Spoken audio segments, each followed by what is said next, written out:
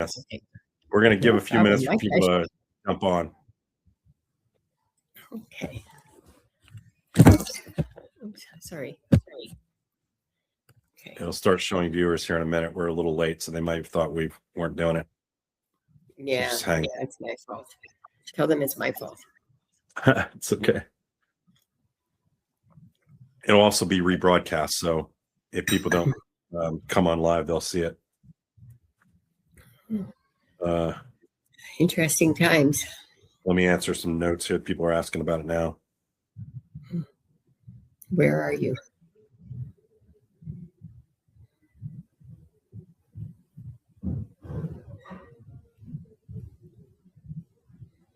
Let's see.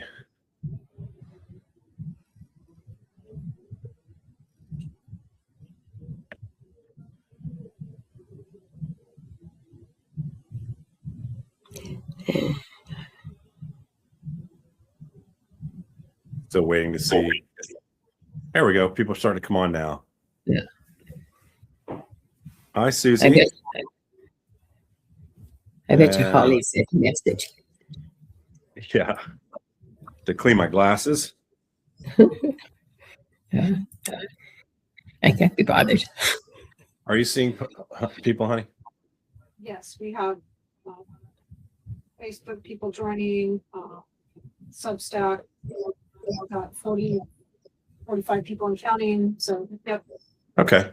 Just give it about another one more minute, and then we'll. Yeah, no, I'm so sorry for all the trouble. Thank you so much, Holly. No, not trouble at all. We have people will join. We have about 45 people, which is a little bit of a low number right now, and that's largely because here in the United States, people are at work.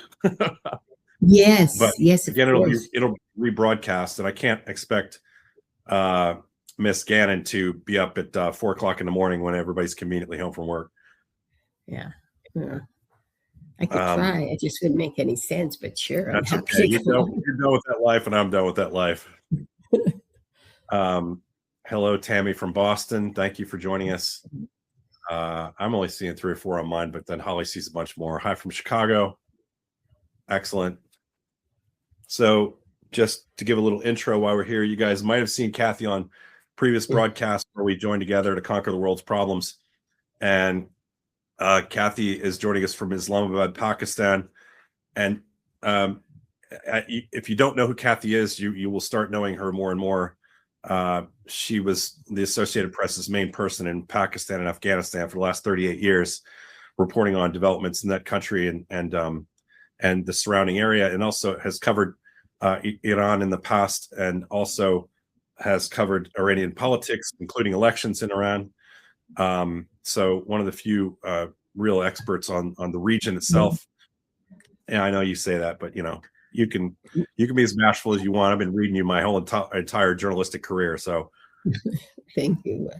58 now, so that tells you how long I'm in the business. Live from Gord's Cottage in Clarendon, Quebec. Welcome, Quebec. Oh, welcome, Quebec. Bonjour. Yeah. Bonjour. And then let's see, North Philadelphia.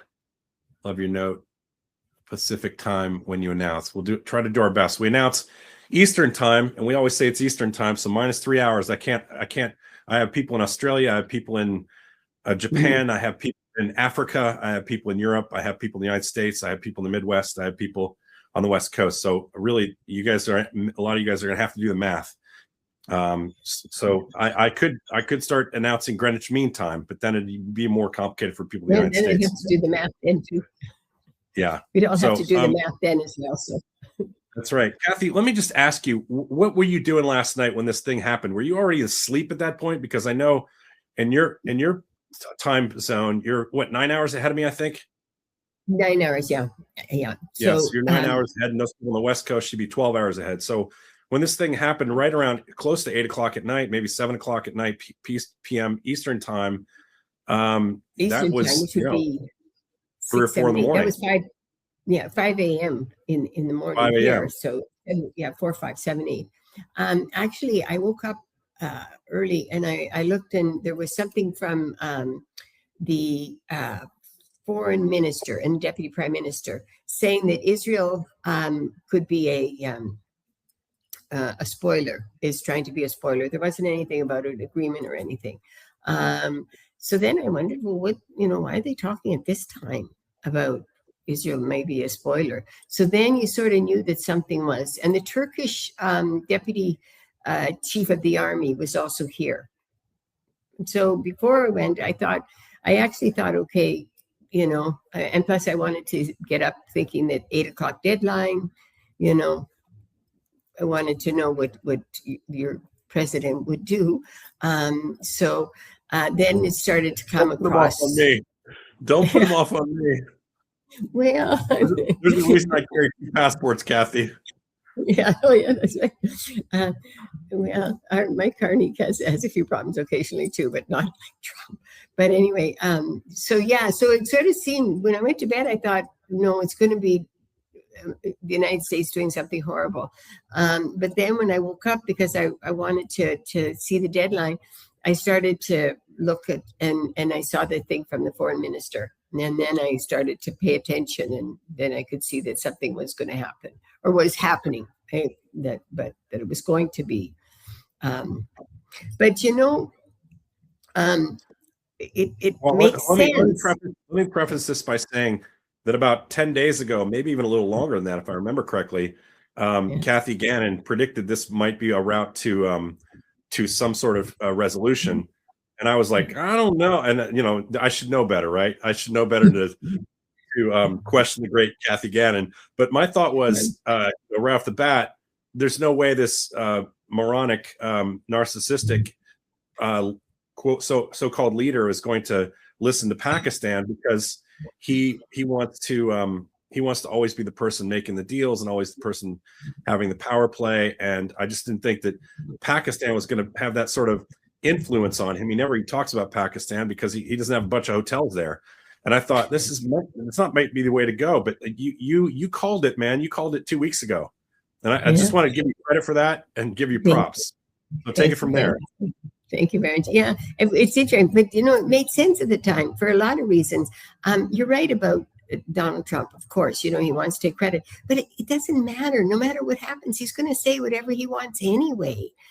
So that was so for Pakistan. It's anybody. It's because of his. It'll be always because of what he has done. They've been obliterated.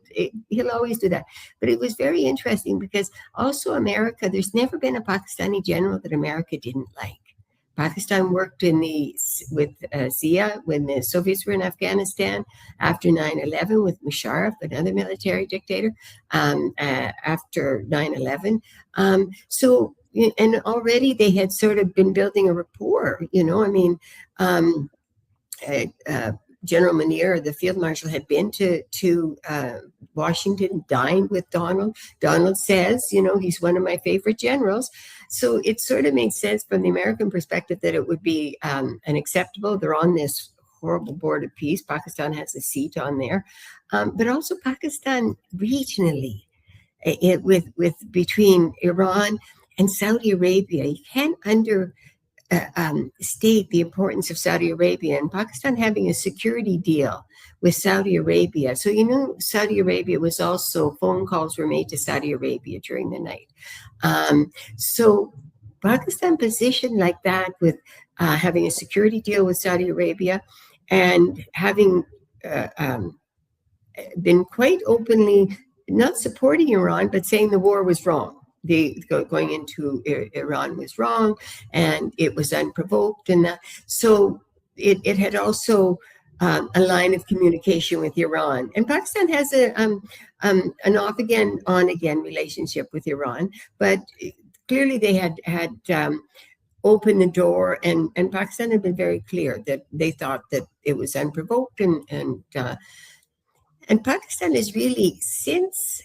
It didn't just start with this, and I'm sorry, I won't go on and on, but last May when Pakistan and India had this small 4-day war, and Pakistan came out ahead of the game, took down, they say 5 jets. India eventually admitted that they took down 9 jets. And after that, it really, it gave a confidence and a pride. There was that sort of strutting, and Pakistan really played its cards, and Pakistan's military especially, and it from that moment, with that win, thanks in large part to Chinese advanced technology, Pakistan really came out on top. And even Trump was patting Pakistan on the back during his meetings with General Munir. And just to interrupt for a second, I think I remember, and I'm my brain is getting fuzzier as I age, that this was one of the conflicts that Donald Trump took credit for stopping. Exactly. And Pakistan praised him, and Pakistan said, if I remember correctly, they were going to put him up for the Nobel Peace Prize. So they had established this rapport with him at that point, and then of course joining the newly formed Trump Peace Initiative, whatever he's calling it, Board of Peace for the $1 billion entry fee. So you're right; they had established themselves as a player. And largely what Trump loves about that is it sidelines NATO, it sidelines European partners, and puts them in a position where he has other people he can negotiate with and lean on when Europe looks at him and says, we don't like what you're doing anymore. Yeah, well, I think that's true, absolutely. But I also think Pakistan played it quite smartly because, or it's General Munir, in that he played to his ego, but he didn't sacrifice, or Pakistan, the civilian government as well, did not sacrifice the relationship with China, who they recommitted to, visited at the same time. But it was a very calculated redefining its position, Pakistan's position, and redefining its place in the international stage, and it was very calculated. And so, yes, Trump, for all kinds of reasons, but they played to his ego. They said that he helped broker that deal. Pakistan looked like the strong military presence, and it certainly changed the dynamics in the region. That India's it was always seen as sort of the military superiority to Pakistan. Just in size and the numbers. Larger country, more people, bigger geography. Their military was twice the size, but this really sort of redefined everything. And Pakistan really took advantage of that. And so how they played and the U.S. within weeks, Pakistan was suddenly dining with, General Munir was dining with Trump at the White House. It wouldn't have happened before the war. And Trump, he's so predictable. He likes militaries, he likes generals, he likes power, he likes, and you play to his ego, and the general did that. And so Pakistan was now suddenly, there's the general that I like. It's invited on the Board of Peace. It's suddenly in the American sphere, and it's redefined itself in that American sphere. But at the same time, it's very close with Saudi Arabia. Saudi Arabia and Pakistan go back a long time. But after the 4-day war, Pakistan, General Munir went over to Saudi Arabia and they signed that Strategic Defense Pact. Very smart. Pakistan also signed a defense pact with Libya. So it's been since that 4-day war that all this maneuvering has gone on. And so it's been positioning itself. It didn't just sort of happen that, how is it that Pakistan suddenly is, that's why 2-3 weeks ago, it made sense, because Pakistan had already developed a relationship with America, with Donald Trump specifically. And that was what was important. Had very strong ties with Saudi Arabia, also very important, because that weighs in with Iran, because Iran has to live in the neighborhood. And that neighborhood, while there are a lot of sheikhs and kings, Saudi Arabia is one of the strongest. And so that's a real leverage. Pakistan is also the only nuclear power, a Muslim country that's a nuclear power. All of these things, not one, but all of them together, put Pakistan in a position that everybody would talk to them. And they wouldn't be seen as a problem to anyone, except perhaps Israel. So there's where you might have the spanner in the works. But I mean, but yeah, so that's why. I think your point on Saudi Arabia is really informative. I remember, your favorite town in eastern Afghanistan and mine, Khost. Yeah, I mean, I remember being in Khost early in the conflict before Camp Chapman was the super base it was. It was just a small little base with special operations and intelligence agency people there, and I was there, and we stayed in Khost itself, and then went to the governor's house because I think I told you that he said you can't stay in this hotel, you're going to get kidnapped, and so me and Chris Hondros, my friend who was killed in Libya, we stayed in the governor's house, sleeping traditionally on those pillows, and my point being, when we were touring around the city, we found the mosques had a lot of Saudi money, literally Saudi currency, running through there, and just not too far from the Pakistani border. So Saudi Arabia's influence in that region is literally in dollars that come from Riyadh. Yeah, no, you're absolutely right, and there's all these mosques in Afghanistan and in Pakistan where they weren't before, and everybody say, "Oh yeah, that's a Saudi mosque. Oh yeah, that's a Saudi mosque." They were building Saudi mosques with Saudi money in eastern Afghanistan. Yeah, no, for sure, and they had been building them even during the Taliban's first time in power between 96 and 2001, and I remember even one of the Taliban members of the council during that time saying, why are the Saudis building mosques? We're Muslims. We know how to be Muslims. We don't need them to teach us how to be Muslim. And he was one of the few that was sort of saying, wait a minute, we don't need to have you building more mosques. There's other things you could be doing. I mean, they wanted the money. It's just that why keep building the mosque? But even since 1979 in Pakistan became a venue almost for a proxy war between Iran and Saudi Arabia, with Saudi Arabia funding a lot of these militant Sunni groups in Pakistan, and Iran funding militant Shia groups. So Pakistan has a long history and has been, and certainly since 79, has had to balance this real open use of its territory as a proxy war, because a lot of Saudi money has come into finance, like Lashkar-e-Jhangvi, SSP, and Iranian money from Qom, which is the heart of the religious center, to finance these Shia groups, although Shias are the minority for sure in Pakistan. So that certainly in recent years has dissipated in that, but certainly for many years that was the reality here. So Pakistan has really kind of had to spend a lot of time maneuvering, and it's also done its own maneuvering. We all know that with its own support for militant groups and its own support for different groups. So it's also put Pakistan in a particular a place where it sort of understands a lot of these back issues that others might not, but I really think its position in this negotiations comes from having maneuvered since last May its new image with America, its deal with Saudi Arabia, and keeping the door open with Iran.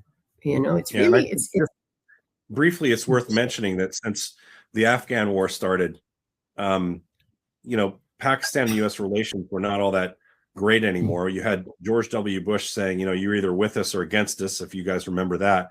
And it kind of, I think, rubbed Pakistan a little bit wrong, because it kind of made it seem like they were being forced into doing something that in many respects they were in a quasi cooperative relationship with the United States in the past. And it sort of made it seem like they were inferior, and that's a very prideful thing in that part of the world. And then it kind of took some hits because of, their inability to stop the Pakistani version of the Taliban from hopping back and forth across the border and attacking American bases in Afghanistan, which I was a witness to on a weekly basis. And so there was a kind of a cooling of the relationship that had happened over those couple decades. And so they've really repositioned themselves for this move. But I'd like you to just can, for those people who are not sort of deep in the weeds with these kind of situations, just explain to some people the real differences between Sunni and Shia in the Gulf state region that is creating a lot of tension between Gulf state countries and the western portion of the Persian Gulf and Iran. Yeah, well, exactly. Well, Iran is a mostly Shia nation. There are Sunnis, but they're mostly in one particular province. So it's a majority Shia nation. The fundamental difference between the two sects is, and they normally get along. I mean, it's not like there's, they don't. I mean, many countries they do, but the difference is the lineage of the Prophet Muhammad, whereas the Shias believe in the direct lineage of Hussein, the grandson of the Prophet, and downward, whereas the Sunnis believe in caliphs, the different friends of the Prophet, and so that's the basic, is the lineage, how you choose to say who should be the torchbearer or the holder of the religion, and that's the basic difference. But what's interesting way back to, and I hate to go even deeper, but I'll let you explain it. You'll do it better than me. But it goes way back to the death in the family, hundreds and hundreds of years ago, as it relates to a Shia death in the family. Excuse me. Sorry.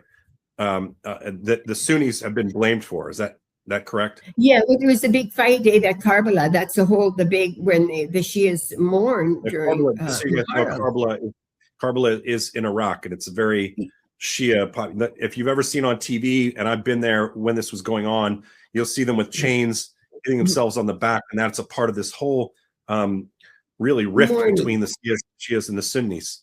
Go ahead. I'm sorry, I didn't mean to interrupt. No, you're absolutely right. No, Jeff, you're absolutely right, 100%. And but that again is because of the lineage, and the Sunnis, or those who believe that the friends of the prophets, the caliphs, which is the Sunnis, they said, no, you can't be Hussein. You're not going to be the inheritor of the prophet. So there was a big fight, and family was killed, and every year during Muharram, the 9th and 10th of Muharram, they mourn that attack and that loss and the killing. But just to be clear, the Shias do. Yeah, the Shias mourn. The Shias mourn this, and the Sunnis, it was done by them. But normally they get along. It's not like, it's like Protestant Catholics. It's, not quite exactly, but it's different sects. It's different, sort of fundamental kind of, on this rock. Does everybody believe on this rock was, St. Peter? And so, you have different belief, but normally it's not a reason to go to war or anything. But see, in many of these countries in the Gulf, the Shia population, for example, Iraq is majority Shia, but was ruled by Sunnis. The Shias in Saudi Arabia are mostly in the oil-rich areas. It's really less about religion than it is about money, power, and wealth, and rule. And so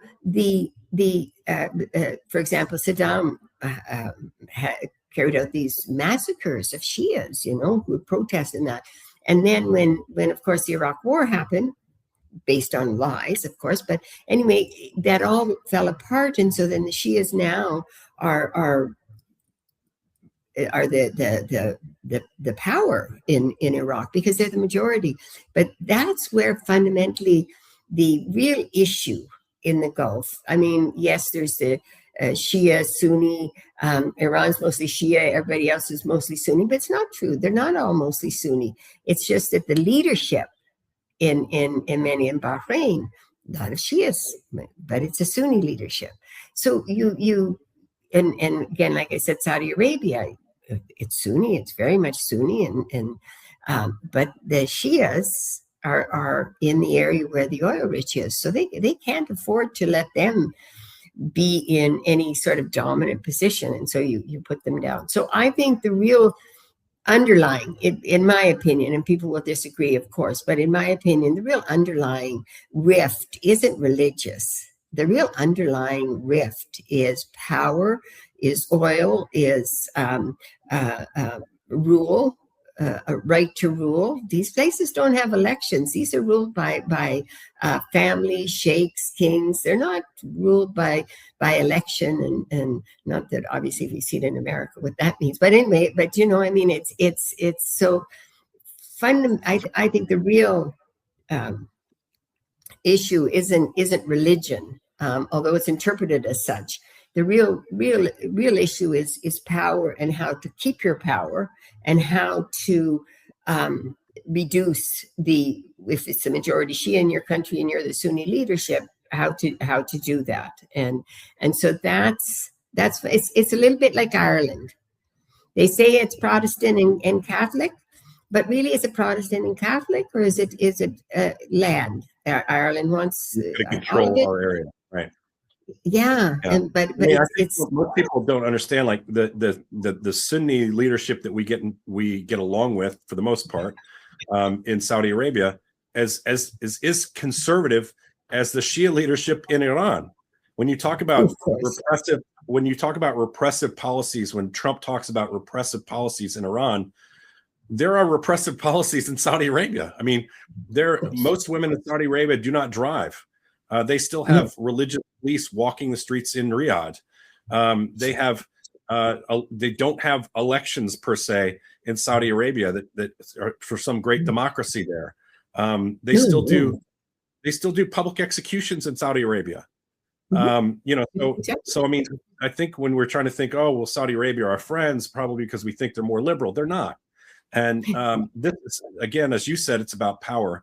Anyways, I think it's worth noting for people that there are those two different religious sects, and in that region, it does create some problems. If you look at Yemen, it is these two different groups fighting each other, but again, they're fighting for land, and they're fighting for land. It's north and south.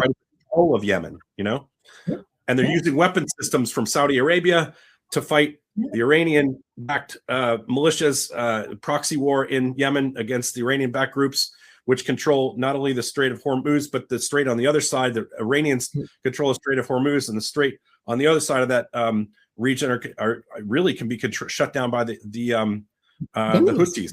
So yeah, so I think just setting the stage there is important for people to understand who've never been there before. Yeah, I think that's very true. But I also think, if I could just say, you know, like but it's not religious based as such, and like even like with the Yemenis fighting in Saudi Arabia, it's across from them is where the Shias would be, where it's oil rich, which is why Saudi Arabia is so protective of that area. I mean, it will be protective of its territory anyway. And why does America like Saudi Arabia? I mean, it might say one thing, but its practice is always different. You know, I mean, not just. Yeah, I mean, it's got oil. I mean, it buys everything. I mean, who carried out 9/11? Jeff, they were Saudis. They were all Saudis. They weren't Afghans. They weren't Pakistanis. They were all Saudis. Bin Laden family was living in the United States and were ushered out of the country on the day of 9/11 because of their safety. Yes, of course. And yes, absolutely. And a lot of, not all, but certainly a lot of retired CIA or military people have got jobs in Saudi Arabia. You know, I mean, so it's about power. It's about, you know, it's an illusion to say that, you know, we're doing it to liberate this one, or we're doing it to liberate that. It's a side effect, sure, that, you know, Saddam Hussein is a horrible person. Oh, please, he was a horrible person when he was your ally against Iran in the Iran-Iraq War. When you gave him gas, you sold him to use in Iran against the Iranians. I went to Halabja in northern Iraq, and they said they remember seeing Rumsfeld there back in when that war was in the 80s. I mean, so, you know, it's always sort of camouflaged or dressed in a way that makes it seem like, oh, we're here to help, or we're here to. And I don't say that there aren't individuals within organizations or military organizations that don't want to, but the overall reasons will be to gain access to the riches, to have a powerful influence, to economic. It's rarely going to be about, even though it's about exporting their democracy. But I mean, let's be honest. Look at Chile. Chile had an elected government, Allende, and they brought in Pinochet with his That's death right. squads. Well, that was okay because it agreed with America. So I think we sort of have to start at a basis of, let's be honest, and then let's be okay, fine. That's why you're doing it, but just don't try to. And look at Iran. Okay, Iranians, we want to help you. This government that has come in, Mustafa, the son, is more believed to be more. Whether you want to say hardline, but certainly more closer to the Revolutionary Guard. Iranian Revolutionary Guard, correct. Exactly. There were reports last night that he's in really bad shape from the attack that happened to him. But they'll have another one that'll come right in behind him. I would say, go ahead. I'm sorry, I didn't mean to interrupt. No, sorry, you go ahead. Well, I was going to say, I wanted to go even further back because you're making a point that I was literally, before this happened yesterday, I had written a piece that, here it is, 6 pages. I cranked it out AP style in about 2 hours yesterday. And then I couldn't use it because this agreement was made. But in it, I just wanted to set the table for people and say, listen, this didn't start with the Strait of Hormuz with Donald Trump. It did recently, but this started with the exact reasons you're talking about in 1953. When the United States, along with the British government and the CIA, went in with this Operation Ajax and went in and installed the Shah of Iran over a democratically elected leader and overthrew him, put the Shah of Iran in. And, you went all the way up to like 1979, where he was still leading that country. And then he went on a vacation and he left the country and he never returned because he was known for his hardline tactics and the kinds of things that spurned the Islamic Revolution. And the Islamic Revolution and the regime there didn't just start because you had a bunch of hardliners that were just necessarily extreme. They became more extreme because, and I always tell people this, you talk about when Pete Hegseth and these morons running our government, and like Donald Trump, who's never opened a history book in his life, and people like Stephen Miller and Marco Rubio, who seems like he's never known any policy outside of the state of Florida.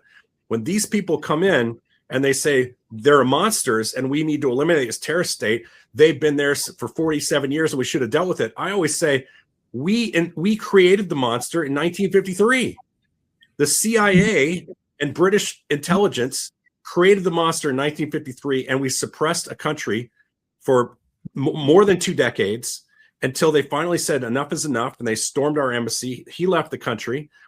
They stormed our embassy, took these hostages, and that created the coldness between the United States and Iran that we started in the first place. So whenever you look at these places and they tell you the regime listen, nobody has any love lost over the loss of Khomeini and Khomeini and Khomeini and Khomeini. They're all going to be people that we hate because we believe we need to hate regimes that are conservative hardliners in Iran. They're easy to hate because they repressed their people. They've killed 20 or 30,000 people in the streets of Tehran in the last year, maybe more. So they're not necessarily good people, the regime itself. But I told people yesterday that Iran is a very diverse place that's really made up of 2 groups. It's the group that is the regime, and it's the group that is fighting the regime or wants to fight the regime. And Donald Trump's the only president in our lifetime that, in my opinion, has literally brought these 2 groups closer together with his actions. And I think not necessarily to become friends and pals, but he brought it to such a point where the Iranian people were so scared of losing everything in their country and scared for their lives that they actually were going around going, oh my God, what is this lunatic going to do to our country? He's going to knock out all of our power. He's going to knock out our ability to raise money by knocking out our oil facilities. He's going to hit our desalinization plants in a place where largely we have desert terrain. What is he doing? And he's literally brought the people who we would love to have supported democracy in that country closer to a despotic regime. And in the last month and a half to 2 months, we've come closer to becoming the axis of evil that we hated for so long under George W. Bush, to actually being a part of that club, and less a part of the European countries and European Western values that we've so espoused for so many decades. That's my diatribe for the day, and I'll let you continue. And it's a great diatribe. It's a great diatribe. I agree with you on so much. For sure that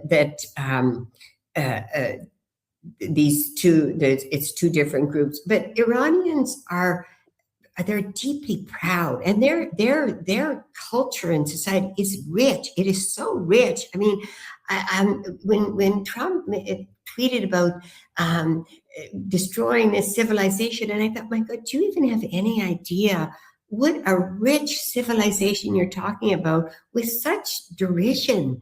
It's really, I mean, in terms of mathematical genius, the things that they've given us over centuries, I mean, it's deeply rich, and that goes across the board. And so there's a pride in Iran. And when Khomeini came in 79, there were lots of women out on the street, and judges, and if you read the history, and that were really fighting for him to come just to get rid of the Shah, angry when they saw how it went. And then, as you say, they became more hardline and more hardline, absolutely, without a doubt. But it was this Shah repression that really drove people. And this war, when they went in and it's not to attack the war and the going into an unprovoked war, it's not a defense in any way of the regime or the leadership in Iran. It's not a defense, of course, but you can't go in and kill into liberation. You can't not destroy a country. And what are people going to do? Stand up and say, wait a minute, dodge the bombs and say, okay, don't kill us. We're good. We're as bad as Khomeini was. Mujtaba, his son, is far closer, or whether far closer, but he's very close with the Revolutionary Guards. Once this comes, the day after comes, there's going to be a real demand from the leadership that cohesive, we're all for one and one for all, to rebuild the country. And it's going to be very difficult for the protesters to emerge, even if they want to, and they will want to, but it becomes increasingly hard. And this was done by this war. And this whole axis of evil crap that Bush came up with, when he made that announcement, and I talked to both the U.S. ambassador and the Irani was his name, who was negotiating. They had gone into Afghanistan, and gosh, I can't remember the U.S. ambassador's name, but he was negotiating with the Iranians to help America in Afghanistan. And they were negotiating, they were blindsided by this axis of evil. And the American ambassador at the time, that was also had become the American ambassador in Pakistan, that's why I mentioned, oh God, I wish I could remember his name. Anyway, it'll come to me.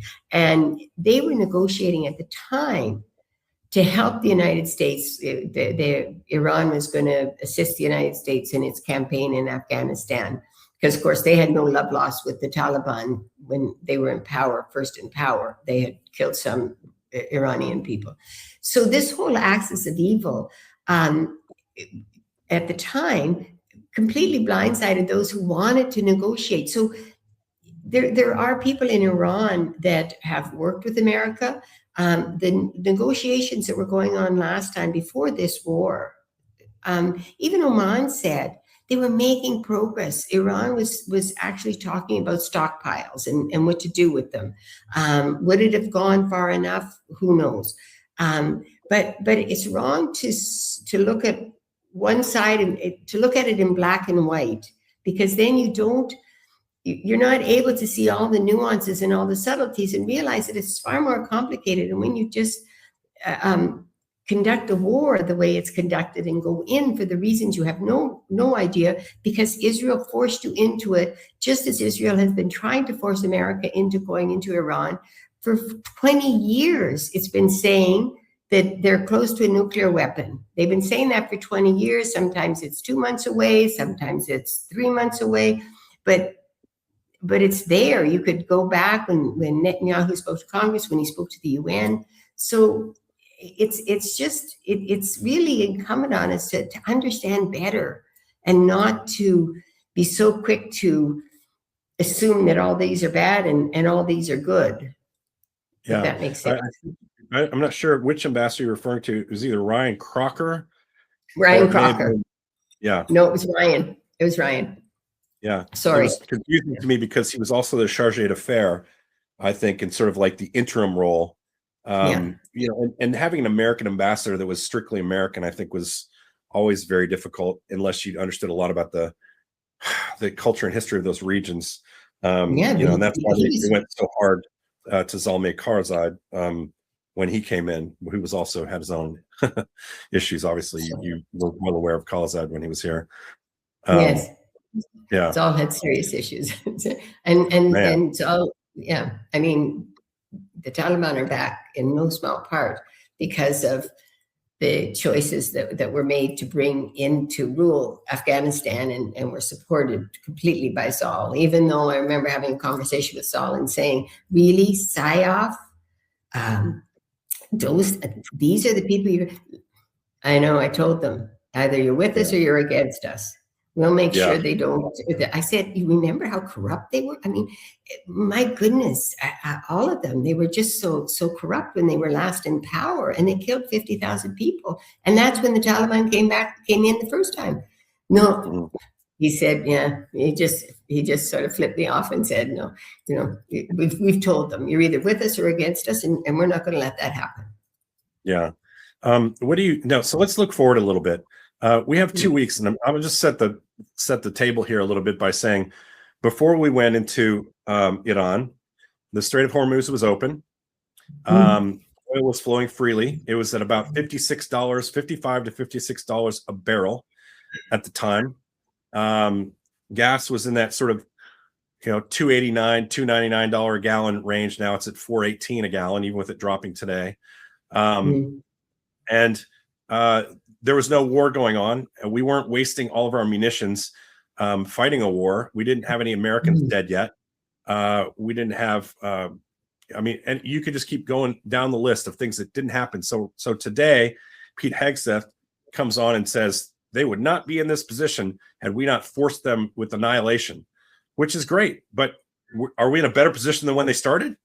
They still have the uranium. They still have the same regime is in place. It's when he says they've had regime change. That's the stupidest thing I've ever heard in my life. That's like saying you've had regime change when Trump dies and JD Vance takes over, and JD Vance gets killed and Jared Kushner takes over. It's the same regime. So that's a non-issue, non-starter. And they're going back to the table with two sides that are very, very far apart in their negotiating positions. There's, you know, the Iranian government has asked for total reparations, as a point of interest in their negotiations, total reparations, which is hundreds of billions of dollars of buildings and infrastructure and military stuff. They will not. You said this morning, we talked recently, and I hadn't thought it through yet, but now, given the fact that the Ayatollah Khamenei and he's been killed, the new president, his son, the new spiritual leader, his son, and all his family was killed as well.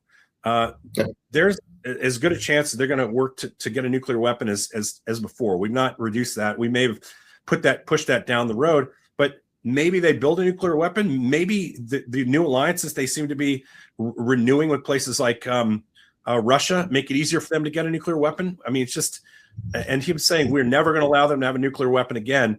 I just don't know if we can say that. And I know that and the other thing is Trump has said this morning, well, maybe we'll have a new arrangement in the Strait of Hormuz where we'll both collect money. They'll collect some money and we'll collect some money and everything will be hunky-dory. And I just think that these things are preposterous. And even if he does make a deal like that, we'll still be paying more for the price of oil because every ship that goes through will be paying a $2 million tariff. So, that's what they're paying now. And they can't even say this today that the Strait of Hormuz, he said he thinks it's open. Hegseth said he thinks it's open. But we also know for sure that targets inside some of those Gulf states are still being attacked by Iran today. and Iran is still attacking targets inside Israel, and Israel is still targeting Hezbollah in Lebanon.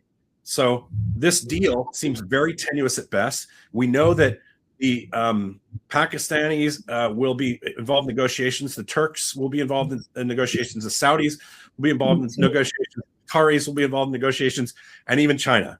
So that's a lot of players in the room, which is better. And they've said that it won't just be Jared this time and Witkoff, thank fucking God, but J.D. Vance, who is equally unqualified to judge nuclear materials and to judge diplomacy with his, I'm an Appalachian boy background, coming in and acting like he knows anything about world politics. The most significant thing he's done in the last couple of days has supported Viktor Orban on behalf of the United States government, a dictator from Hungary. So I don't know. I know this is a lot of information for you guys to be taking in, but Kathy and I are laughing like literally, like telepathically, because we both know that it's fucking nuts, right? Yeah, absolutely. And it's really interesting. I think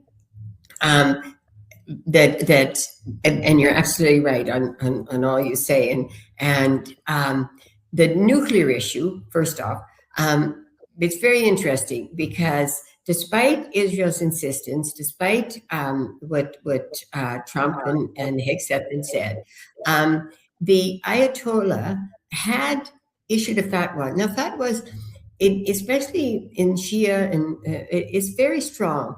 Not having a nuclear weapon. That doesn't mean they weren't preparing. That doesn't mean they weren't enriching uranium. That doesn't mean any of that. But certainly you've done away with, and it's not a defense by any stretch of the imagination for the previous leadership at all. But I'm just saying you've taken away different levels of the leadership. You're not really sure who. You're not really sure who's come in. You're not really sure where they stand. You know that the Revolutionary Guard is pretty strong. Is probably the strongest of all the institutions right now, and also the most defensive oriented. Obviously, it means the Revolutionary Guards, and they're not going to be friends with America anytime soon. Be very clear. So that's the war has done that, but the ambitions of Iran in terms of its nuclear ambitions, this has no doubt said whatever ambitions they might have had, it's definitely set it way back, because just the infrastructure. It doesn't mean that they don't still have enriched uranium, but it was always 60 or less. You need 95 for weapons. So, how much have you destroyed? Have you destroyed any? But what when kind you of say warheads? 95, you mean, just for the viewers, when you say 95 versus 60, you're talking about the purity of the uranium as it relates to the concentration level of the uranium. So to make weapons grade uranium, you have 95% or whatever the number is. 95%, And for just power generation, you need much less. Yes, and Iran has nuclear power plants. Pakistan does. Lots of countries do. It's cheap. It's clean. Germany stopped because it's also can be dangerous. Obviously, we know what happened in Japan with theirs. So there's always that danger. But right now, the whole dynamics that's going on in the region. First, the negotiations. It doesn't matter what Donald Trump says. The reality has nothing to do with Donald Trump. It means nothing to Donald Trump. He'll say anything. He'll say, we've done this, we've created this. When you mention everything that Donald Trump and Hegseth say, you're looking at it with the logic of somebody who knows that it's all lies and that who's going to believe it. His base believes it. He comes out and he makes all these statements. It doesn't matter what the reality is. And that's why when I said that if once he stops fighting, I don't think he'll get back in the war. Why? He's got no advantage to it. If they get 50% from the tolls going through the Strait of Hormuz, that's 50% they didn't get before because people weren't paying the tolls. So he'll sell it as a win. Of course it's not a win. There were no tolls before. So of course it's not a win. And Iran, which was heavily sanctioned, is now going to make money off of these tolls. Do they want all the reparation money? You're strengthening Iran. You're making them more money through their oil sales, which were sanctioned before. And they'll be able to use those artificial sales to rebuild their military industrial complex, which has fought us pretty well at only $30 billion of annualized budgeting, 30 billion versus our 900 billion. And so you're strengthening them, and they'll continue to be able to do that unless you leave sanctions in place and get rid of those ridiculous tariffs, whether they get them all or not, or whether they, and if you do allow them to have clearance of boats going through there, you've given up control of the Strait of Hormuz, which in that particular strait going 2 miles each way, that was international waters before. You know, they didn't dare jump in and stop that. Now they would be a part of that toll booth. Yes, but also too, Iran never even thought of stopping it before. It was never in any of the negotiations. In fairness to Iran, they never once put that on the table. Listen, we can block the Strait of Hormuz. You don't come give us some leeway here on this. Not once in their negotiations was Strait of Hormuz on the table. That only came with this war. And that's right. so it's on the table now, and they've committed to saying that is something that they will no longer allow, is free reign through the Gulf and through the Strait of Hormuz, because they're like, fuck you. Yeah. And then they're not wrong. I mean, let's be honest. Come on. If it was another country, if it was America, you think they'd be saying, yeah, sure, come on through. No problem. Free passage, doesn't matter who you are. Of course not. There would be a pay the toll. There would be a bargain, using it as a bargaining chip. Until this war, Iran did not do that. So that's happened as a result. There will be a bargaining of that. Iran will say that they want all their reparations so that they could rebuild everything. They won't get it, and that's the start. That's the bargaining start. But if they're going to have a toll booth, they're going to get rid of some of the sanctions. Also, Israel and America hit a lot of their universities. Iran is deeply repressive of its people, but they are educated. They spend a lot of money on education. Deeply corrupt, the leadership. No question, because there's no overall control. There's no overall, and Iranians know that as well as anybody. But they're educated.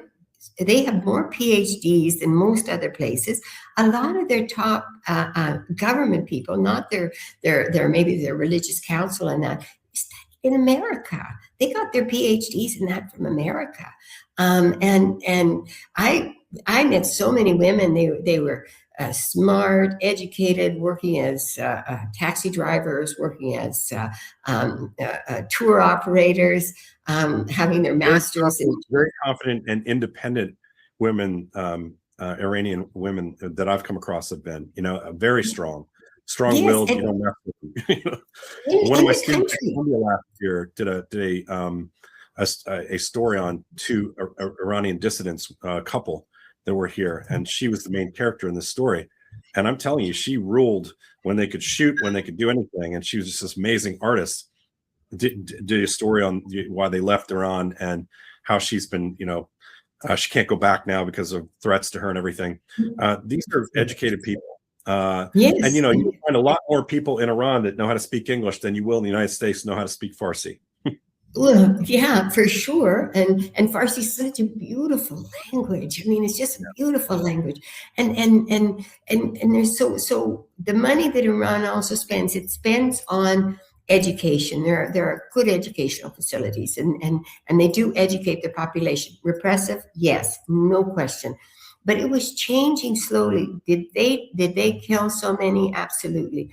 But Iran is still a country of how many million people? Sorry, off of that, but 90 million, I think. Yeah, and the vast majority are educated. They have a deep and rich culture, and this war set them back.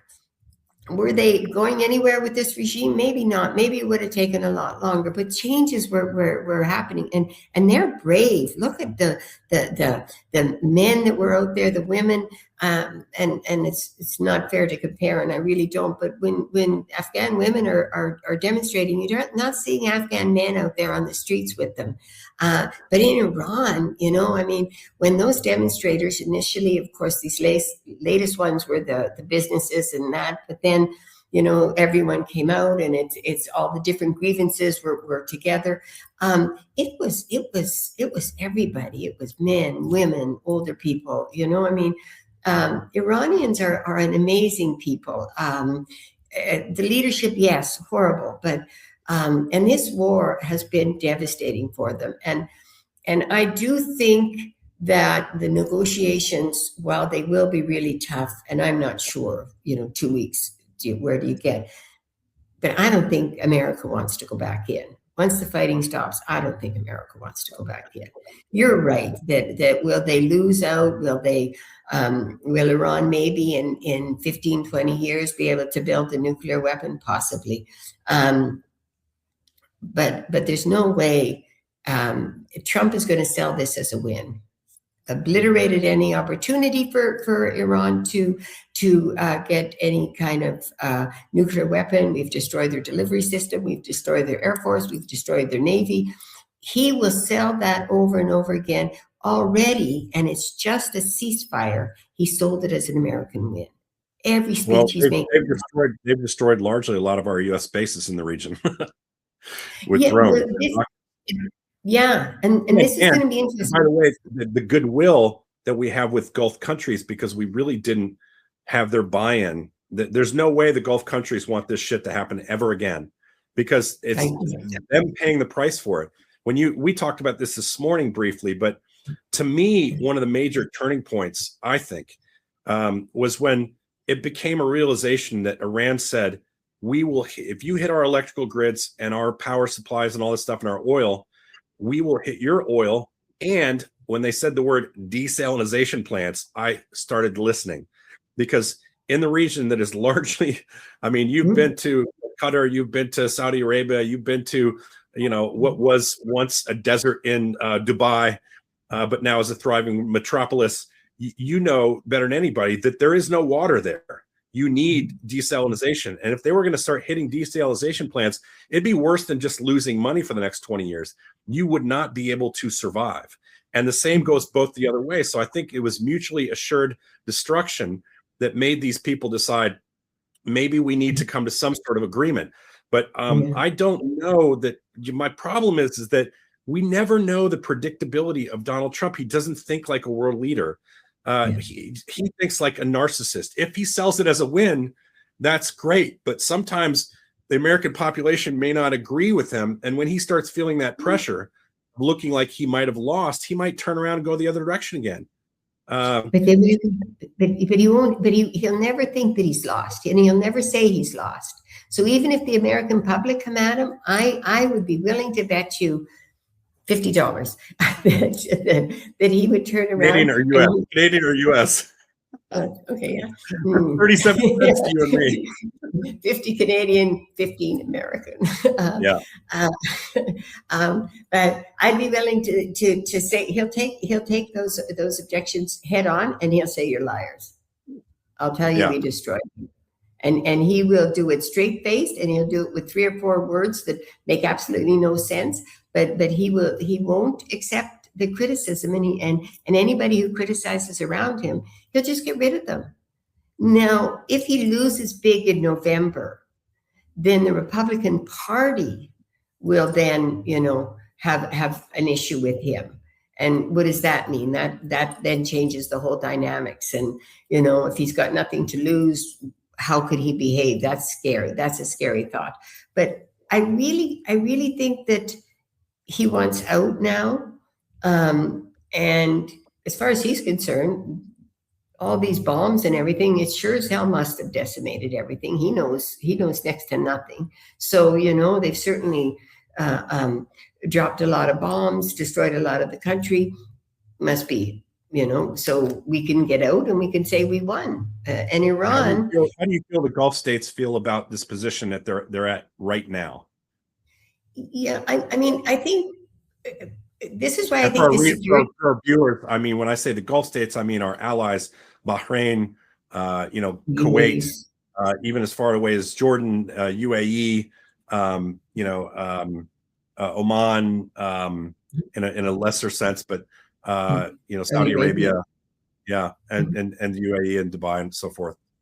Yeah, I mean, I think it's mixed, but I think that's why the security pact with Pakistan vis-a-vis Saudi Arabia.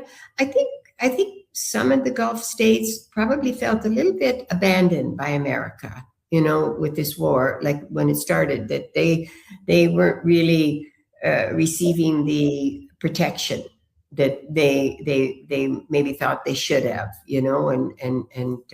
and certainly you saw after a week or 2 weeks more equipment to interceptors and that. So that's why I think this pact between Pakistan and Saudi Arabia is an interesting part of the equation, because I think that is very significant to Saudi Arabia, and Pakistan is a nuclear power. So whether that would ever be used is would any nuclear weapons ever be used? But it certainly it's a tremendous leverage, always. So I think some of them feel maybe that they weren't either respected or considered. Yeah, I don't think anybody was consulted enough, but considered. I think they're there with everybody, not feeling consulted, but even considered in terms of what this could mean for their infrastructure and for them. So I think there's probably that. In the long run, they know that they need America. It's like and so will they throw them out of the Gulf? Probably not. And that's going to be an interesting negotiations for me, because that's where I think the negotiation between America and Iran, I feel like they can settle that, because Trump is going to sell anything as a win, and even splitting the proceeds 50-50. It's a win for Iran. I don't know if Iran would go with that, but it's a win. But the Gulf states, you might just lie altogether and say, we reached an agreement. They're never going to say it, but we're getting money from them. We're getting billions and billions of dollars every day from them. Trust me, they're just saying that so their people don't lose face. But we're getting the money, just like with the tariffs bullshit, where he said we had trillions and trillions of dollars in tariffs, when actually it was more like 360 billion or 380 billion, which he now has to give back.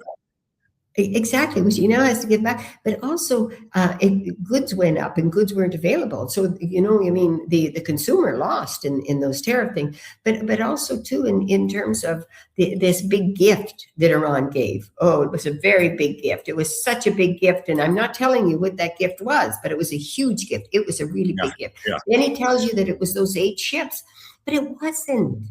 That had the Pakistani flag.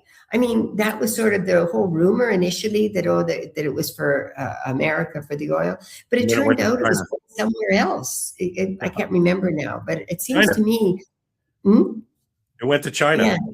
Yes, or something. Yeah. So it, it doesn't matter what the truth is with Donald Trump, and that's why I said before, in terms of him negotiating. You think that he's going to be humiliated going into a negotiation, being forced into a negotiation? He doesn't think he's forced into it. He's going to say whatever, and he believes it.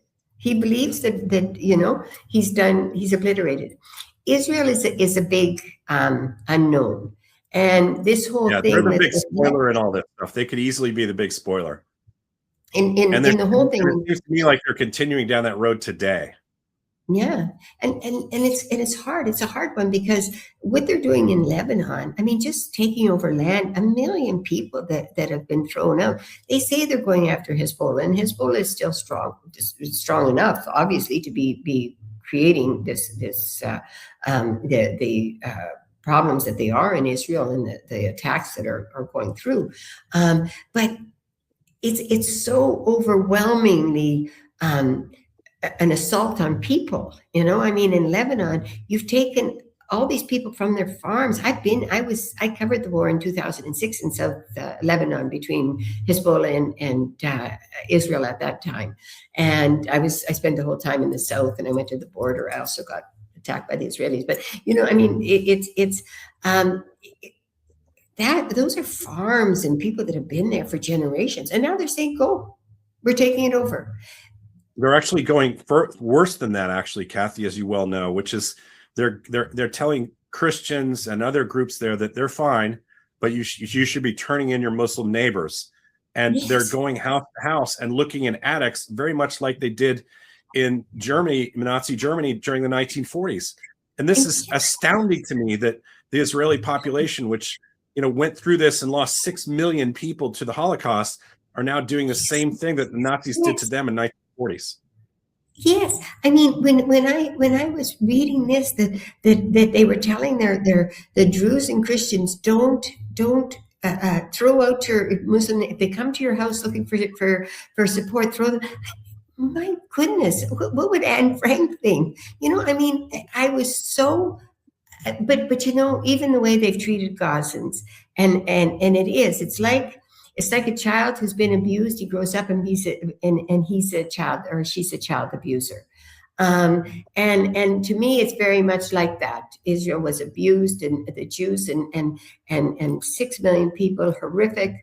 And now they're doing the exact same thing to Muslims and putting them all in a community, which is what Jews are put into. It's with this community. And so you attack them as a community, not as an individual, not as, and the same thing with Muslims. So you're doing exactly the same.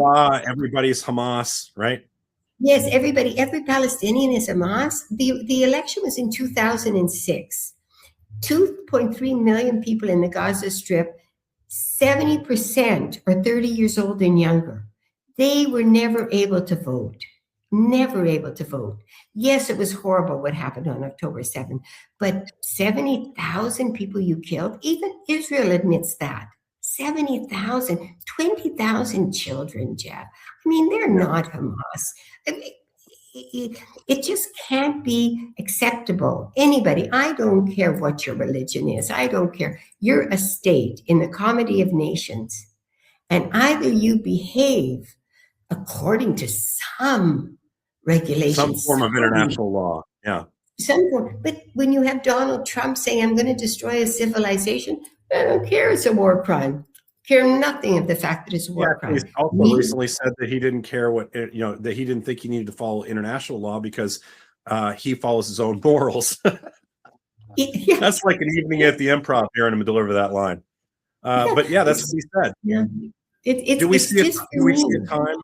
I mean, to me, what happened yesterday, which was really significant, was you had vast amounts of the American public calling for the 25th Amendment, which we know is never going to happen. But many Americans were calling for it, not just, I mean, I had a friend of mine who was in Afghanistan with me when me and my correspondent rolled over an anti-tank mine and we got blown up and guys had their legs blown off, all that stuff. And this guy was on a gun, on a 50 cal as a U.S. military guy protecting that convoy. Great guy, pretty religious guy. And I'm agnostic, I say that. But he's one of those religious guys that follows the tenets of his religion in a way that's proper. And he is, just a very sort of pious, nice person, doesn't believe in Christian nationalism and calls it out when he sees it. And he said, I called my congressman yesterday and said, I'm asking you to invoke the 25th Amendment. He's a former U.S. soldier, right? And so to me, when you're seeing people that are crossing the aisles and we know are, conservative Christians in many respects, calling for his ouster. I think yesterday was, you probably didn't see it as much as I did, but we saw a huge amount of people calling for the 25th Amendment yesterday, even though I never believed something like that's going to be something they would enact because his cabinet is all sycophants. But it was a point where I think people started saying that for the first time in a real way that maybe made his people think, listen, you can't take this much further. Possibly. I think once they see, I mean, it's self-preservation. Once they see that they're going to be, somehow impacted, then wait a minute, we might have to back away. And then you come on even stronger. Trump will come on even stronger, denying reality and just sell it in a way that he thinks will counter that criticism. And one thing I just want to say in terms of Christian nationalists, I mean, I like the way America often puts euphemisms to make things sound better. If it were Muslims, we'd call them radicals. These are Christian radicals, no other word.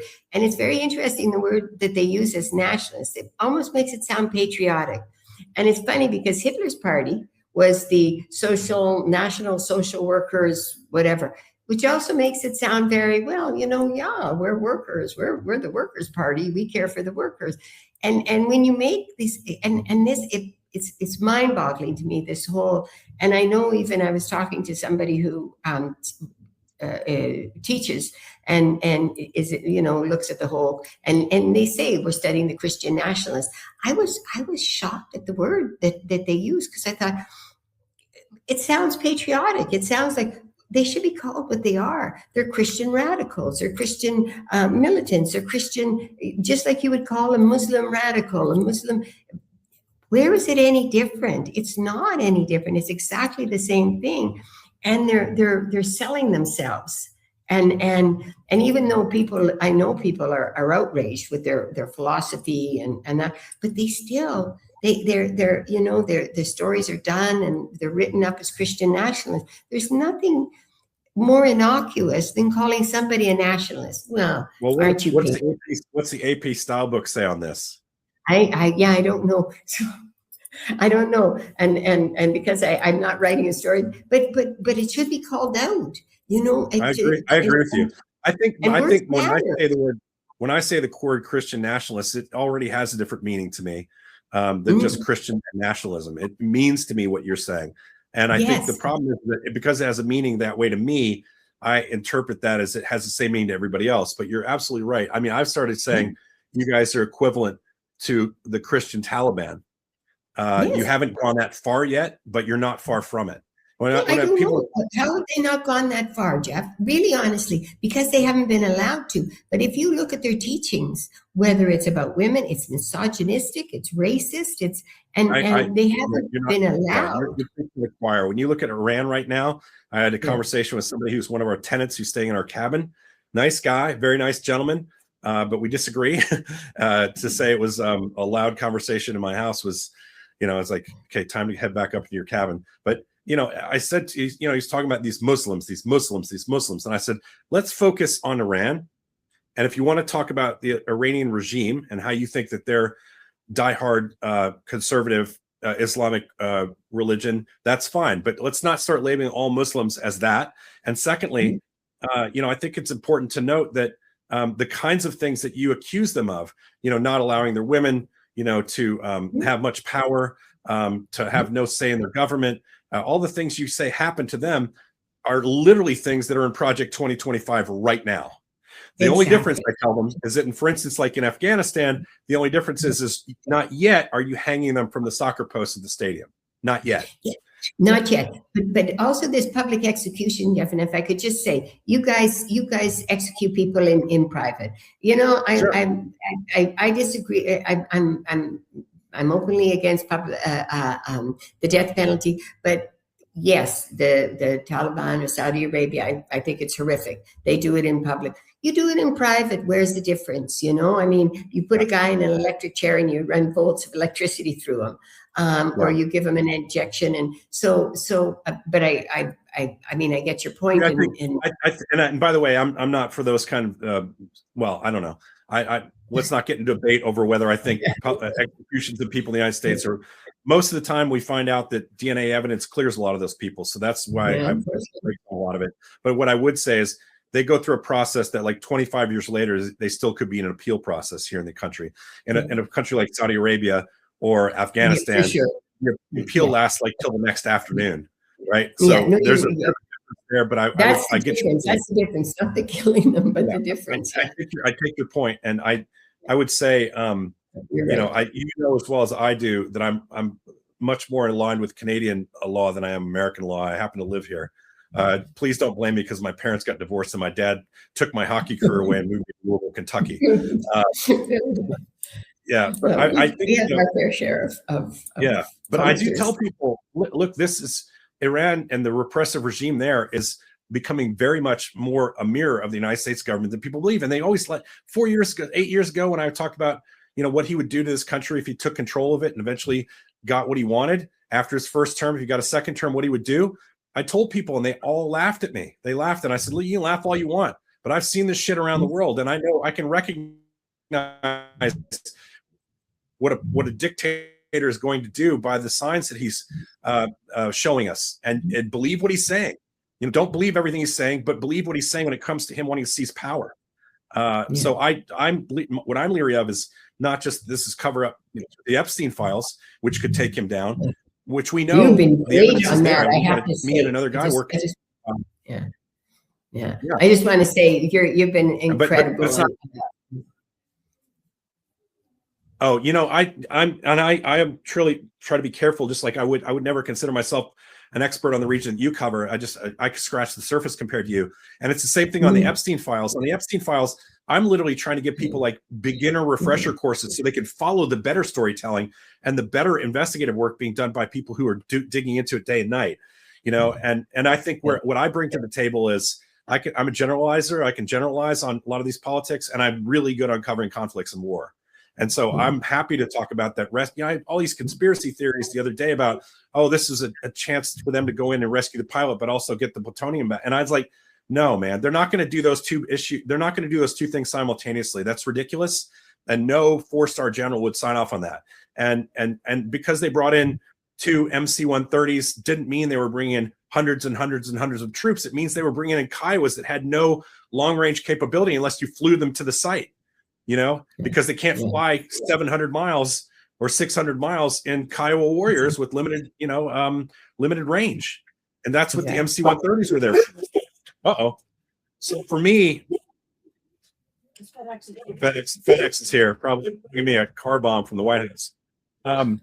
You know, I said, like, look, I know you guys want to believe that all these things are happening, but unless you can prove it, just step back a step and ask yourself, what are these weapon systems for?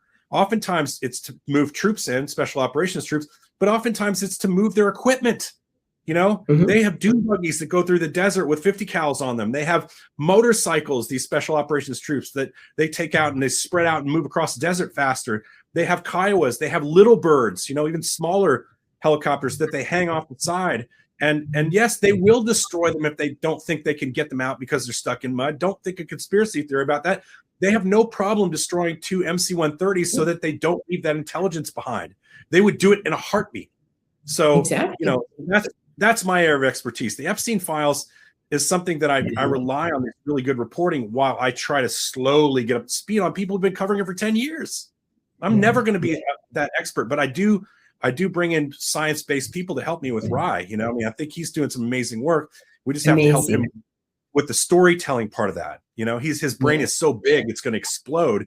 And he can tell you about 1 million documents of the 3 million documents that are there, but he can't necessarily tell you the story about why they're important. So my job is to help him do that. And his job is to help me find those niche. I mean, I think what you would appreciate the most out of this, Kathy, is that we asked AI to help us find holes in the FOIAs. So places in the FOIAs that we could FOIA the government for places where they might have screwed up, or places that we think AI thinks that have not been asked for, but still have significant possibilities. And we've asked for those, and it came up with a list, and we wrote FOIAs for all of them. And so we're fishing, you know, with a net, and we may get 3 or 4 things that help break this thing open. So that's what I can do. And we're encouraging other journalists to do that. We're not trying to scoop anybody, because this is bigger than, like today, what we're doing here, we're out to all of our Facebook followers, about 270,000 people. And we're doing that live right now with Facebook. And we'll have stuff behind my paywall, but this is so big a story.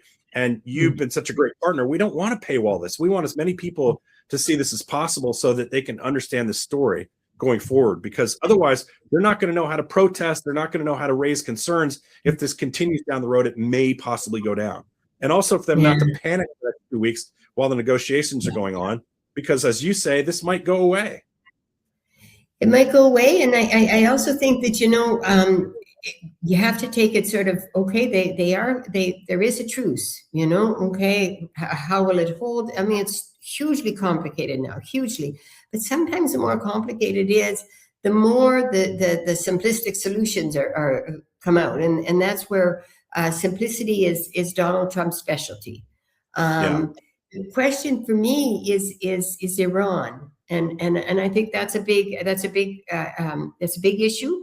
And I think that while Iran might, or Israel rather, Israel's making, is Israel, if Israel will maybe go along with a ceasefire, it'll go along with the two-week ceasefire. But if there is an agreement, it goes along with the agreement vis-a-vis Iran. But what does it do with Lebanon? And I think that could possibly be a stumbling block. And how does that get resolved? Out of fairness to Israel, and I'm not a fan of the Israeli government at all. I can't stand Netanyahu. I think he's a war criminal, and I can't wait for him to be tried. But I will say this: Iran and Hezbollah and Hamas have issues. When they publicly come out and say that they do not believe the Israeli state has a right to exist, that creates a problem for the world community. And whether you think the United Nations was good at installing a government in Israel when they did so many years ago so that they had a place to hang their hats, or whether you think that that's a good thing or a bad thing, it doesn't change the scenario that unless Iran comes out and says, we think Israel has a right to exist and we think our proxies take the same position, then Israel is always going to feel like it's in a defensive mode. And I think that's a problem, objectively. Yeah, you're absolutely right. It absolutely is. Hamas did. I mean, I still think Hamas, and I think Palestinians also have before this attack and this war. I think they're barely 30% supported Hamas, even though they were running the strip. But all that aside, I mean, they did at one point. I think I can't remember when, came out and did say that they accept Israel's right to exist, and no question that has to come out. But it becomes increasingly difficult when you come in with such overwhelming force and an assault that leaves people like the occupation for so long, or going into South Lebanon and just taking out all the population. And the world doesn't defend you and doesn't hold Israel accountable, then you, as a Palestinian or as an Iranian or where's your protection? If the international community came out and said, okay, listen, you can't do this. As a state in the comity of nations, which Israel is, Israel's right to exist is there. It exists. And as a state in the comity of nations, this is your responsibility. It must do that. Otherwise, where does all these other people that okay, whether not Hamas, you're right, Hamas, but Palestinians, who protects them? Where is their protection? Well, that's a good point. We haven't taken a lot of questions, but we had Wendy Caniff just say, and I hope I'm pronouncing it right, Wendy, Palestinians have a right to exist. And I think you would find, if you listen to us on a regular basis, both Kathy and myself not only believe they have a right to exist, but they have a right to have a country of their own, and they have a right to be left alone. And the only thing that creates a situation where that they don't feel like they have free movement, free passage, and a right to water, a right to have their homes not destroyed. I mean, they definitely have that right. And I think that, they have an area now that is as flat as a pancake because of what Israel did to them, and 70,000 less people. And I think that's absolutely atrocious. And I think the generals who are in charge of that and all the high-ranking Israeli officials, including Benjamin Netanyahu, all the way down, should be in The Hague very soon. And we shouldn't be entertaining them here on U.S. soil for any close meetings without Interpol being there to pick them up. And that's just my position on it. And I have a lot of Jewish friends, and many of them agree with me, by the way. And when I was teaching at Columbia, which has a huge Jewish population, there were a lot of students there who believe the same thing. So I think that you can't stereotype all Jewish people as those who believe that Palestinians are bad and they're all Hamas. I think there are a lot of Jewish people that recognize this, just like we as Americans recognize what was happening to Iran was not fair and wrong. And you can still hate the regime there and think the regime is corrupt without thinking that you have to destroy the entire country to fix the problem. And I say this as a person who's covered war for 30 fucking years. The people that sit here in this country and think that this is okay have never seen people killed. They've never seen children's body parts. They've never seen their friends and soldiers killed. They've never had their roommates killed in a place like Libya. They've never had their friends like Brent Renault killed in Ukraine because a Russian sniper shot him. And then have the American president come out and say how much he loves Putin. So it becomes personal to people like me because we've seen it first. You've never been in a situation where somebody walked up and shot you like they did Kathy Gannon, who she raises her, I think her left hand. I can't remember if I'm seeing this reverse or not. Left hand, yeah. The repercussions of her being shot in another country, and so I think people who cover war are the ones who talk about war and being and the dangers of war. The people who talk about it in a patriotic way, like Pete Hegseth and Donald Trump, have never in their life seen the ramifications of a conflict. Never. They only see it on TV screens from inside the Pentagon or in the Situation Room, inside of the White House. They've never seen it any other way. And JD Vance going and talking about nuclear agreements, with the Pakistanis and the Iranians. JD Vance, he'll say, well, I was a Marine. I served my country. Let me tell you something. No offense to my friends who are in public affairs. I have many of them and I love them. And they've helped me much throughout my lifetime. But JD Vance used to write fucking press releases for the Marine Corps. Okay. That's his expertise. Okay. Mm-hmm. He's had 5 name changes since he was a child. He still doesn't know who he is. And so when he goes to negotiate with Jared Kushner, and I say this in this, scrapped essay that I'll post later today, we had Jared Kushner, a real estate developer. We had Witkoff, who is a real estate developer and sports enthusiast who has apparently golf courses and resorts, where he was negotiating about Ukraine issues and Iran issues at his golf course, for fuck's sake. He was a golf partner, apparently, of Donald Trump. These are the people who are negotiating and not understanding the nuclear agreement that they were trying to negotiate without nuclear people in the room. And who the fuck sends a New York Jew to negotiate with Iran? I mean, that's the only qualifications Jared Kushner has that I can recognize is that he's having sex with Ivanka Trump. That's his qualification, according to Donald Trump. So that's it. And when they take JD Vance, it's not going to be much better. So I don't have a lot of high regard for these guys coming up with the Iranians. Are like, if you've read any of the language coming from the Iranian president and the Interior Ministry of Iran that they put out in writing in the last week, you can read their stuff and say, hey, these guys actually are really super hyper intelligent. They write with reason. And you do not get any of that from the United States government right now. There's absolutely no give and take. Yeah. And the Iranian president that was elected actually was very much a moderate.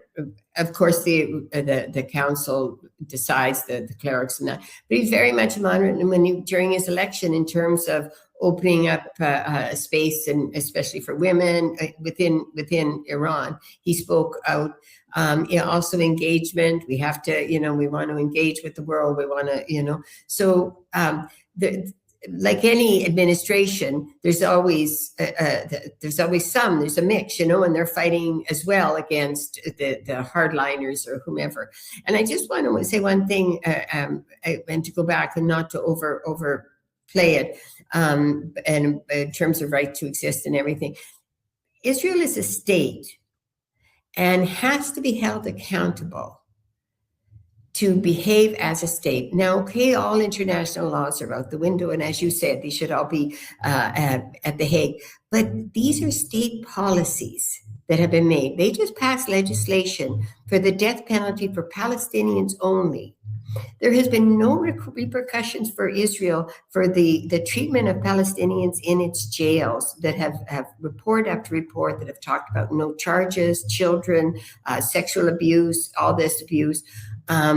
It has the apartheid that it practices. There's been no accountability, and any state, I don't care whether it's Israel, Canada, the United States, or Pakistan, when there's no accountability, Hamas has been made to pay. They've been charged, and if all the Hamas were killed, or the fight was with them, and they didn't kill 70,000 people, how many were Hamas and how many? That's fine, but that's not what they do, or Hezbollah. They sweep through and nobody says anything. In the West Bank, Palestinians' homes are taken with and all these illegal settlements. So the world has said is illegal. And the problem isn't with Israel. The problem is with any state behaving the way Israel is behaving without any world reaction, with impunity. And that's the issue. And that's why Palestinians and everybody else, who do they go to? For the Palestinians for the last 2 years, who cares? Who has spoken out for them? You know, I mean, even mainstream media, okay, you finally got people that would be speaking, but even that, you know, so if you're a Palestinian, what are you thinking? It's not because Israel is a Jewish state or you know, or Pakistan's a Muslim state. In many ways, you know, they both came into being at the same time, one to protect Jews, one to protect Muslims, you know, I mean, so there's a lot of commonality between the two. But if you criticize Pakistan, you're not automatically accused of Islamophobia at all. But if you criticize Israel, you're suddenly anti-Semitic. And that's a big difference between the two. And Sure. I'm just talking as a state, and I'm just talking as if you can do anything as a state, then those that you're doing it to have where do they come for protection? Or what's, you know, Palestinians, I'm sure for the last 2 years feel like, who cares what's happened to them? You know, they've been brutalized. I want to take this comment and have you comment on it, and I'm happy to as well, from Neil Pedanoff at 1:35 p.m. It said, it used to be the PLO right to exist requires them to stop attacking the Jews, flattening the territory since Hamas embedded themselves among the local population. Maybe if they put their efforts into improving their life, not tunnels that support terror. The first thing I would say about those tunnels, Neil, is that if you go back and read the history on the tunnels, you'll find that Netanyahu was encouraging them to allow them to build tunnels, and actually built some of the tunnels that they were utilizing as Hamas. That is a fact. Yeah. That is the fact that Hamas, that Netanyahu and the Israeli government helped build some of those tunnels themselves. But that's just one point. The other point is when people hide, there's the area where they are. And I tell this story a lot. When I was in Afghanistan, I'll try to make this not as political as this could be. When I was in Afghanistan, I would be embedded with U.S. troops. We would go to these villages and we would sit and talk to Pashtun tribal elders who were 60, 70 years old. And those elders would, sorry, I'm running low on battery here. So the elders would come in and we would sit with them. And I remember being with CIA agents, paramilitaries. I remember being with special operations troops, conventional troops. This happened frequently. And we would talk to people and say, you know, where's the Taliban? Tell us where the Taliban is. It's the most predictable question that ever came up. And I would be sitting there watching this tea be passed around while we're sitting on pillows outside. And honestly, we were sitting with the Taliban half the time. We knew that. And if you think that it's easy for the local population to start going, well, here he is right over here, or he's coming from that building over there, you are very naive, because people in that situation are trying their best not to get killed. And they're trying their best not to put themselves in a situation where they have two enemies. And oftentimes the people protecting them is Hamas. Because it's not just a one-way battle that's going. It's not just rockets coming from Hamas into Israel. It's American weapon systems being used to and by the way, they have no freedom of movement. They have no ability to import their own food.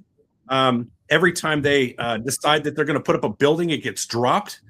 Hamas are not among the 70,000 people that were innocently killed during this last war in disproportional amounts. And I think that when you talk about proportion, which is a rule of war, you're not allowed to just go, well, one guy got killed, so I'm going to kill 7,000 more. It doesn't work that way. It's against the Geneva Convention to attack civilian targets. And so I do understand what you're saying, but I also think that you need to recognize that this is not as simple as you make it sound. But I do appreciate your comment. I think what you say, Neil, has a lot of resonance with a lot of people, but I think it's part of the reason why Americans need to travel more. They need to go these places and see and meet these people so they understand they're people just like us, you know? What would you do if somebody across your border started attacking you? Would you then put together an army that could fight back because you're scared you're going to get annihilated? And if they don't fight back, you see what you're seeing in Lebanon right now, with them going door to door and trying to kick people out of their homes and arresting every Muslim they can and leaving other ethnic groups in behind. That's ethnic cleansing, and it's illegal under international law. And if you don't think what they did in Gaza was genocide, you should look up the definition of genocide. That's my position. What do you think, Kathy? Yeah, I agree 100%, and I appreciate the question. And I think, but it comes down to value for life, regardless of whose life. If you think that it's okay to kill 70,000 people in response to an attack, then there's no respect for those lives of those Palestinians, and that's not to say. I mean, you do make a point with the PLO, and that people. That's why Hamas got in 2006, is because the PLO or in the rest of wasn't doing anything for people, and people were looking, not because they didn't want Israel to exist. The vast majority of people who voted because they wanted better conditions and wanted better access and that. So you make a point there that, of course, people want their governments to do the right thing, and they want them to look after the people. That they were instead building tunnels. I mean, Jeff is absolutely right. Netanyahu and the Israeli government participated in the building of many of those tunnels. And if we accept that any country can destroy another and destroy all the people because of the actions of a few, then that can't be just for Israel. Then it has to be for everybody. You can't then attack Russia.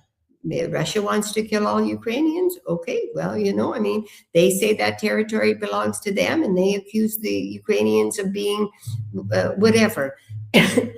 You have to have an international system that at least says, okay, if you're Palestinian, I know that my rights will be respected. Every Palestinian believes and understands their right won't be protected. And if a Jewish life is at stake, 10, 100, 1,000 Palestinians can die, when in fact nobody's life should be less valuable, including the Jewish life, the Palestinian life, the Muslim life, the Christian life. But that's not the reality in Gaza, in the West Bank. And nobody is punished. If you're not punished for your blatant assault on a people because of a few, then where do you stop? And we're finding that with Israel, where they're actually just telling Christian and Druze to turn over Muslims. I mean, it's just like saying because so many Catholic priests were pedophiles, all Catholics should be thought to be the same way or should be treated. And maybe that's not a good analogy, but I'm just saying a Muslim child, a Jewish child, a Christian child, where's the difference? But 20,000 Palestinian children were killed. 10,000, 15,000 under the age of 5 years old. And where has anybody been held accountable? Where has any investigation been done? Where has there been an outrage? So if you're Palestinian, where do you think that who's gonna speak for you? We've shown that nobody speaks for you. And Israel in Gaza wasn't just Hamas. They were taking up fertility clinics.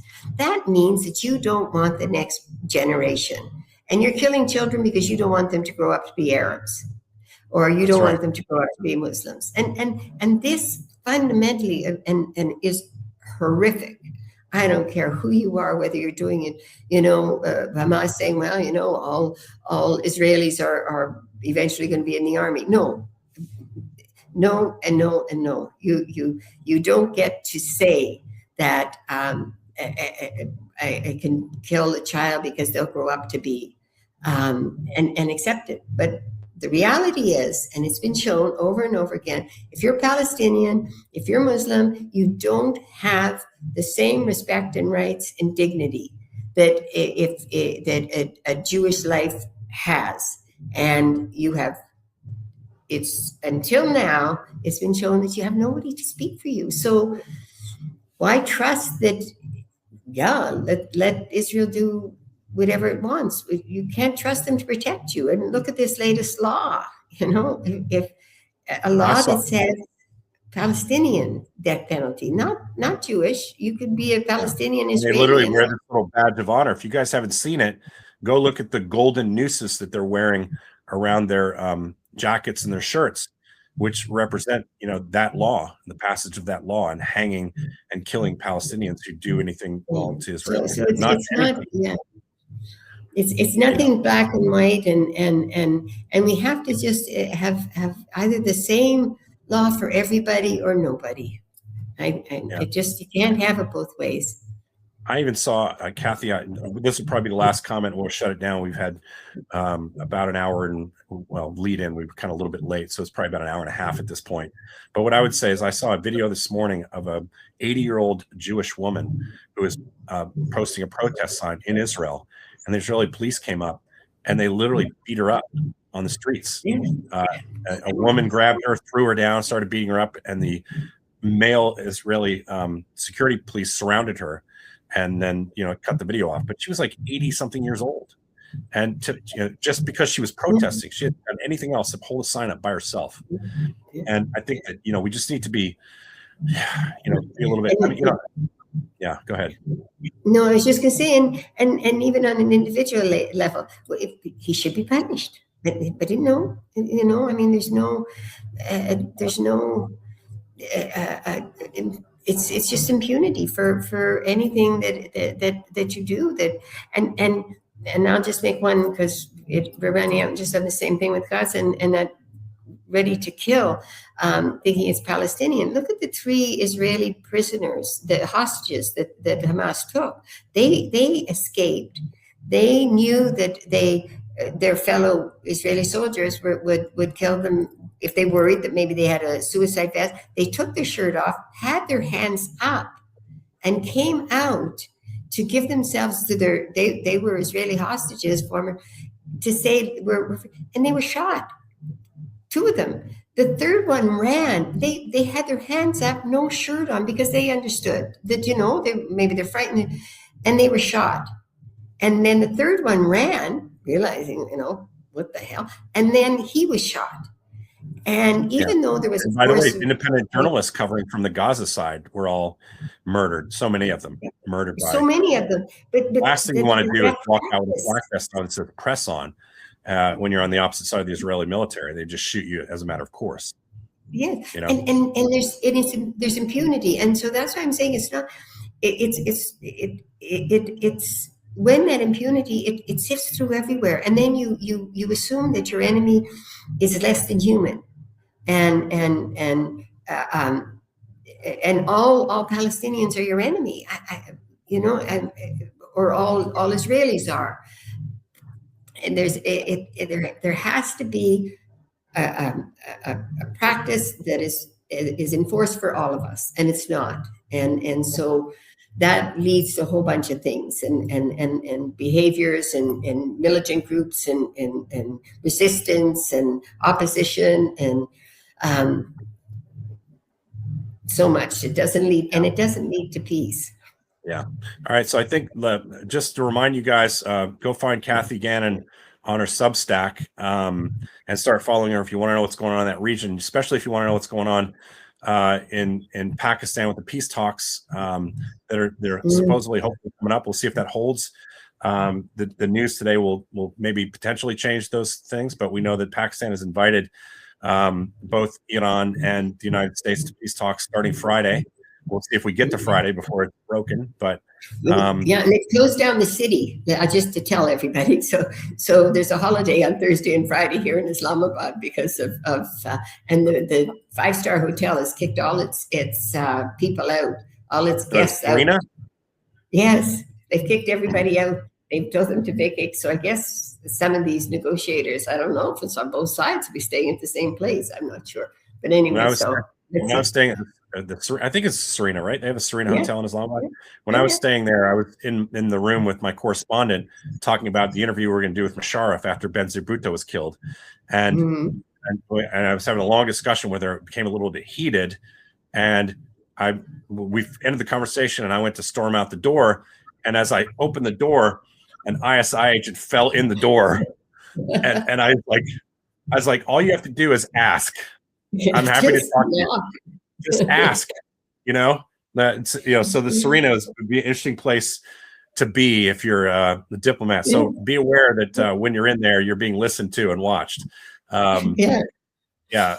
Anyways, I want to thank Kathy for taking so much time. I know it's probably what, 10 or 11 o'clock time you're there. Getting close to that. Yeah, getting close to 11. Yeah. It's Yeah, been a and she's pleasure, still Jeff. up. Thank you very much. Yeah, I was reading all your comments, but I wanted to get through this stuff today. I'm sorry we didn't get more comments in there and answer some questions, but the comments on the Facebook page that came on will be posted, and you're all welcome to listen to read those and respond to them. And then also, I would say that, you know, I'll probably post something later in the day today. I don't want to upset the algorithm too much, so where people don't see what we've talked about today.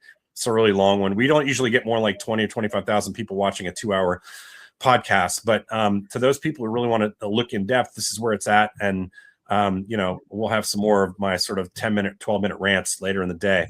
But I want to thank Kathy. I want to thank you guys for showing up in the middle of the afternoon when a lot of you are at work or at home.